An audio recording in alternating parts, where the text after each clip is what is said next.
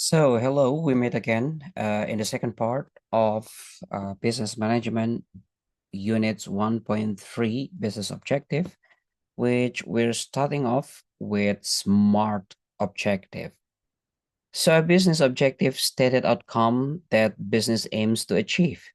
Business objective can be stated in very broad terms through missions and vision statements, or in specific terms by teams of people or individuals in a business. When concrete objectives are set lower in the business hierarchy, they often follow SMART criteria. And this acronym stand for S, specific, M, measurable, A, attainable, R, relevant, T, time focus.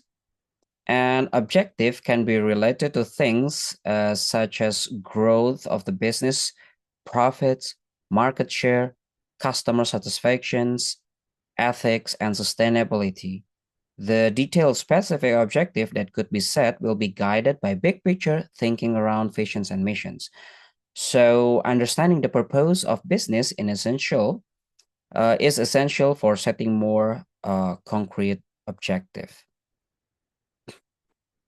Now, if we're talking about um, growth and profit, if the value that we would like to deliver is protecting shareholder value, it was actually historically accepted that the main objective of business should be to maximize profit for shareholders or owners, right? And this view was prioritized over other kinds of value or over serving stakeholders other than shareholders. This view was also popularized by influential American economist Milton Friedman when he declared in 1970 the business of a business is a business. But this view is changing. When a business sees its main purpose as maximizing profit, it prioritizes value for shareholders because they receive the profit, right? So doing this usually involve objective focus on growth, which of course later on you will learn more about it in subtopic 1.5. When a business grows, it can increase its revenue and reduce its unit or average cost of productions, resulting in increased profit. Yeah, as you learn in subtopic 1.2. Some level of profit is desirable and necessary to sustain business in the private sector, and the growth and profit focus of many businesses has generated enormous wealth for shareholders and owners. However, excessive focus on growth and profit can also result in significant downside for other stakeholders and for the natural environment. If we only prioritizing profit for shareholders can result in what economists call excessive value extractions. This is where one group of stakeholders capture for itself a very large portions of value created by the business. And remember, this can occur, for example, when shareholders take very large profit from a business. This profit may have been earned by paying workers below the living wage, cutting costs by using processes that damage the environment, or by starving the business of the investment needed to sustain in the long term. So this kind of value extraction is more likely to occur where shareholders or business managers are only considering short-term profit-making objective rather than the long-term health of a business. The average holding time of stocks decline, for 8 years in the mid-20th century to just 5 months in 2020. It is clear from this that many shareholders do not have long-term perspective. Now, yeah, we move on into CSR, which it will be related into ethical objective that the corporations must have, because if we think very carefully, the definitions of CSR also has changed over time. When the term was first adopted by business, it referred to business self-regulations and contributions to societal goal. And these contributions often took from extra non-core business actions, such as philanthropy, activism, charity, or supporting employee volunteers in external organizations. Over time, CSR has become increasingly internalized, which, we can see here creating share value. Yeah, the theory proposed that business need to move beyond traditional CSR activities to recognize that the success of business and the health of their communities are interdependent. CSV recognized that engaging to solve social and environmental problems linked a business could ultimately improve the bottom line of the business. And it is an important way to maximize profits. Now, most recently, CSR also has evolved away from being used as a tool to maximize profit. Rather, there is an increased focus on distributing more of the value generated by business to multiple stakeholders. A business should be optimizing and distributing value for multiple stakeholders instead of maximizing value for just one group. Because if we're talking about stakeholders, yeah, it will be multi-stakeholders, and net positive conceptions of CSR can be expressed in inquiry questions like this. How can our business support thriving people in thriving place while respecting the well-being of people worldwide and the health of the whole planet? So I think you can see the metrics here in the table. This table can help you to consider the business that can impact its generative and distributive rule.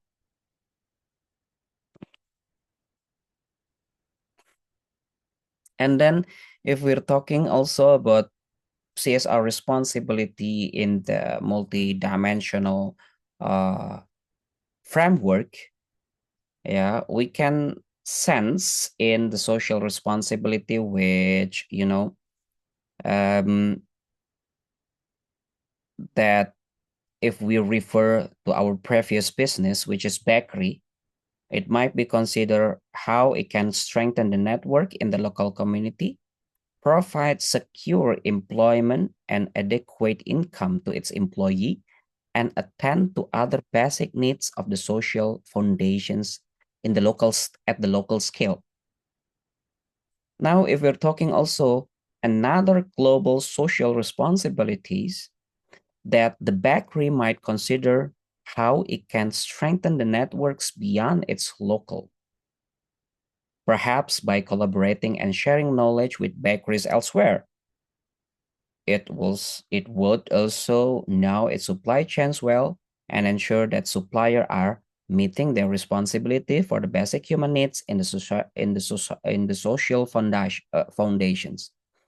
And the bakery would want to pay supplier fairly and ensure that workers harvesting the wheat or producing other supplies receive a living wage and work in a good conditions. Now, if we're talking about ecological responsibilities, yeah, we understand that, you know, uh, the responsibility a business might has to consider that it can support to regenerate natures and its immediate area. For example, many city, yeah, it is possible to get permissions or even partial funding, yeah, from the government to remove paving on some wider pavements in front of building to plant gardens, which can buildings to plant gardens, clean air, promote biodiversity, and moderate urban air temperatures. And of course, after that, it can result to reduce CO2 emissions by using more renewable energy, reduce water usage or recycle wastewater, yeah, or use transportations method that do not cause air pollutions. So every possible way to support social and ecological responsibility. Yeah, now I think you can see here how the business how the CSR also can help increase revenue because you know these days so many people also already aware that CSR is very important, which there is so many people also aware that you know more corporations has to care on environmental friendly product, yeah, in order to gain consumer loyalty. Yeah, because later on if we do not keep up with the CSR updates, sometimes it is also difficult to acquire a talent, yeah, that can let us uh, to the proposed sustainable business, because later on we can also avoid risk because we already activated CSR engagement in order to reduce future environmental and social risks, because it could also protect our reputations. Yeah, because we need to adapt actively, yeah, in order to prepare for a better future regulations and legal challenge. However, yeah, there are also some limitations of CSR, which it could lead us to, to focus on CSR because the stakeholders may be enter hands in certain ways of doing things, and it will take energy and patience to bring about change. Yeah, the shareholders may need educating the benefits of long-term objective, and managers and employee need to be given time and support to change practices. Yeah, because it can lead also to CSR, could be increasing the cost of production in the short term because there will be more responsible supply chains are implemented, and the company also need to train, yeah, in ethics and sustainability to improve, yeah, the business development, and has to receive some inputs, yeah, because later on maybe the business could be more expensive, and it could leads also to reputational risk for the business if it does not follow through on its public CSR commitments. However, this risk is probably lower than the risk of doing nothing. Yeah, we have to remember that. So I think that's the second part for our presentations. So if you have any questions, you can type on the comment below. And please, if you find this content is beneficial for you, please don't forget to click subscribe and share and likes button. Thank you so much for attentions. We will see each other again in the next part. Bye bye.